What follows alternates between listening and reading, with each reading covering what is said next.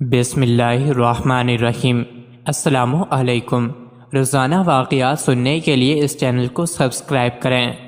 5 ہجری کے غزوہ بنی المستلق میں جب مسلمان فتح یاب ہو گئے اور حضور اکرم صلی اللہ علیہ وآلہ وسلم نے اس قبیلہ کے سردار کی بیٹی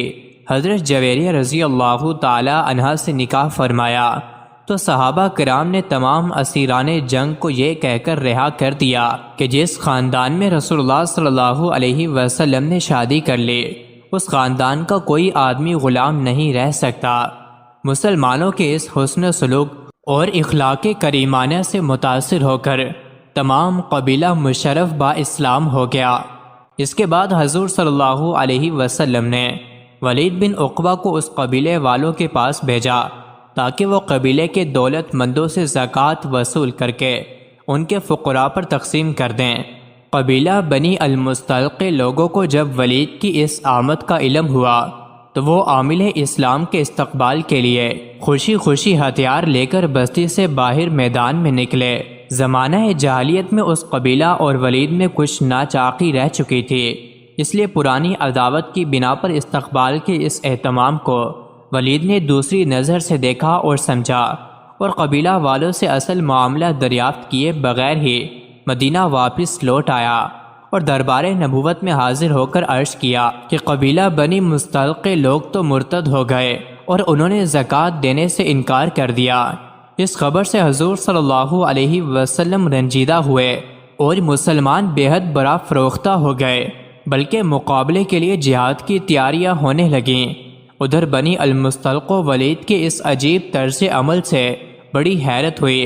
اور جب ان لوگوں کو معلوم ہوا کہ ولید نے دربار نبوت میں غلط بیانی اور تہمت طرازی کر دی ہے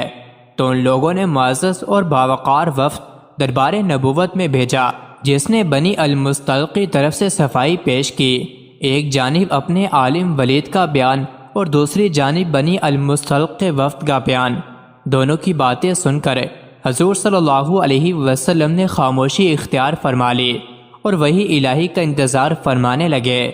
آخر وحی الہی اتری اور سورہ حجرات کی آیات نے نازل ہو کر نہ صرف معاملے کی حقیقت واضح کر دی بلکہ اس خصوص میں ایک مستقل قانون اور معیار تحقیق بھی عطا کر دیا۔ وہ آیات یہ ہیں: اے ایمان والو، اگر کوئی فاسق تمہارے پاس کوئی خبر لائے تو تحقیق کر لو، ایسا نہ ہو کہ کہیں کسی قوم کو بے جانے ہوئے ایذا نہ دے بیٹھو، پھر اپنے کیے پر پچھتانے لگو، اور جان لو کہ اللہ کا رسول تم میں موجود ہے۔ اگر وہ تمہاری بات اکثر معاملات میں مان لیا کرے تو ضرور تم مشقت میں پڑ جاؤ گے، لیکن اللہ نے تمہیں ایمان کو پیارا کر دیا ہے اور اس کو تمہارے دلوں میں مزین کر دیا ہے، اور کفر و حکم، عدولی اور نافرمانی کو تمہارے لیے ناگوار کر دیا ہے،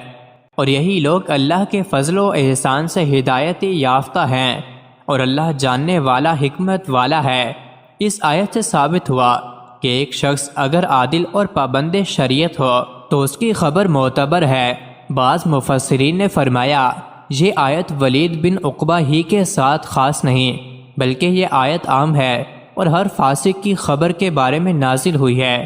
ولید بن عقبہ کو صحابی ہوتے ہوئے قرآن مجید نے فاسق کہا تو اس میں کوئی اشکال نہیں ہے، کیونکہ اس واقعے کے بعد جب ولید بن عقبہ نے صدقے دل سے سچی توبہ کر لی تو اس کا فسق زائل ہو گیا، لہٰذا کسی صحابی کو فاسق کہنا ہرگز جائز نہیں ہے، کیونکہ اس پر اجماع ہے کہ ہر صحابی صادق اور پابند شرع ہے۔ مزید ایسے ہی ویڈیوز کے لیے چینل کو ضرور سبسکرائب کریں۔